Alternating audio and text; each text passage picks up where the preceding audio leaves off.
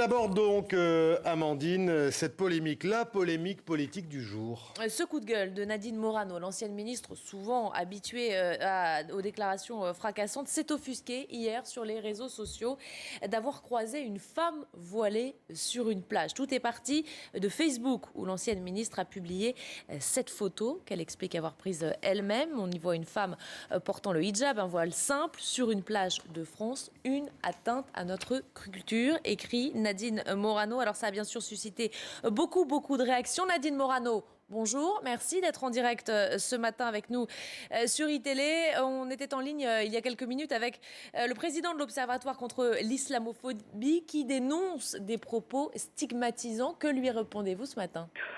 D'abord, je voudrais dire que la manière dont vous présentez ce que j'ai dit me choque profondément. Nadine Morano, habituée à ci, à ça suffit. Nadine Morano, elle est élue de la République, elle dit ce qu'elle a à dire sur des sujets qui ne lui paraissent pas tabous. Donc respectez un petit peu aussi les élus. D'accord ? Parce que je trouve que c'est un peu méprisant la manière dont vous présentez à chaque fois sur les antennes les propos que j'ai à dire. Nadine Morano, pardon, mais admettez quand même que ce tweet que vous avez posté et envoyé hier peut déclencher certaines réactions. Non, mais attendez, c'est la manière dont vous le présentez. Maintenant, je vais répondre à la question, que les choses soient dites. Premièrement, vous caricaturez ce que j'ai dit parce que j'ai écrit sur ma page Facebook. Donc, j'invite tous vos téléspectateurs à se rendre sur ma page Facebook et à regarder ce dont j'ai parlé. J'ai parlé de l'égalité entre les hommes et les femmes sur le territoire français.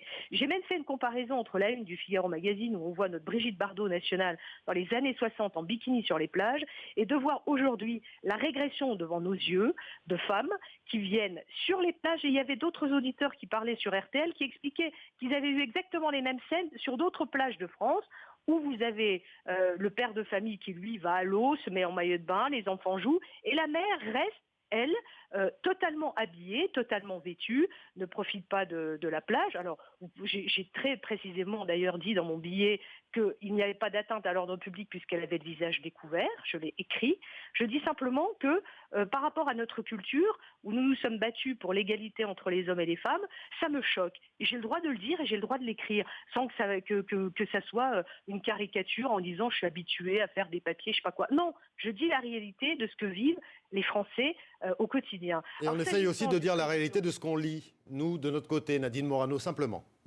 De ce que vous lisez sans doute, mais de ce que je lis aussi moi et de ce que je vois et ce que les Français me disent et m'apportent comme soutien. Après, sur le président de l'Observatoire de l'islamophobie, je lui répondrai que ça serait bien qu'on crée aussi un observatoire du respect de la culture française. Parce qu'il y en a marre d'entendre toujours du même côté les mêmes réflexions. Mais c'est quoi la culture française, Nadine Morano ? Après tout, vous le disiez vous-même, il n'y a rien d'illégal là-dedans. Non, il n'y a pas d'illégalité puisque le visage n'est pas couvert. Je dis simplement que la culture française, madame, c'est d'abord l'égalité aussi entre les hommes et les femmes. Et quand il y a des situations de soumission, ça n'est pas la France. Et ce que je dis, c'est la réalité qui est vécue au quotidien.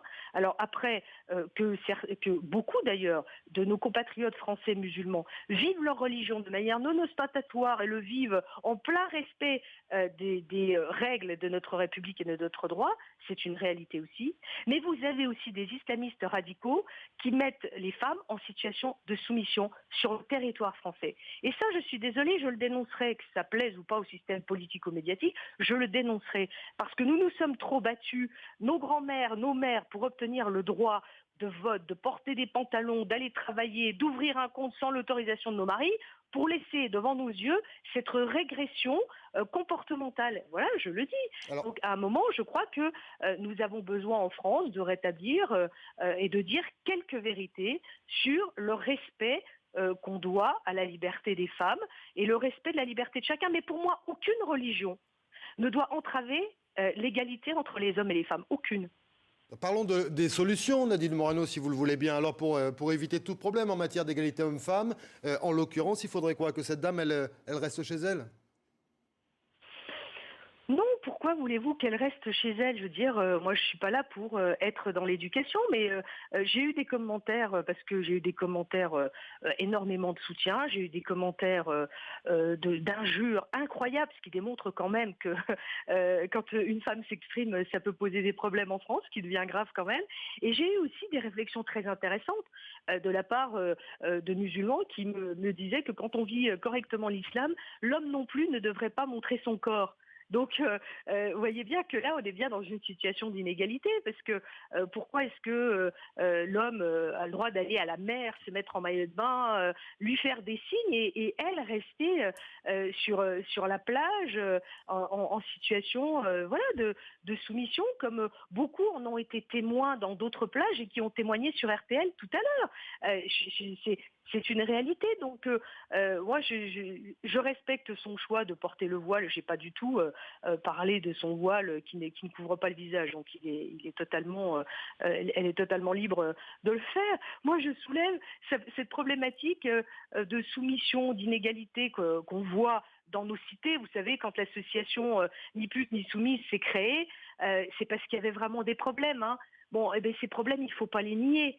Et puis, je dirais que, vous savez, ce qui me choque aussi, c'est la politique du gouvernement qui a consisté à abaisser les critères de naturalisation pour aller jusqu'à 100 000 naturalisations par an de gens qui ne sont pas dans l'assimilation de notre culture, puisqu'on a abaissé les critères de naturalisation. Nadine Morano, votre tweet, aucun regret ce matin? C'est pas un tweet d'abord, c'est votre message, pardon, Facebook. Oui. Donc c'est un post sur ma page Facebook, c'est un texte. Donc non seulement je n'ai aucun regret, non seulement je persiste et je signe, et j'invite tous vos téléspectateurs à venir le lire. Ça évitera la caricature médiatique. L'invitation est lancée. Merci beaucoup Nadine Morano d'avoir réagi à votre tour ce matin sur la matinale info sur iTélé.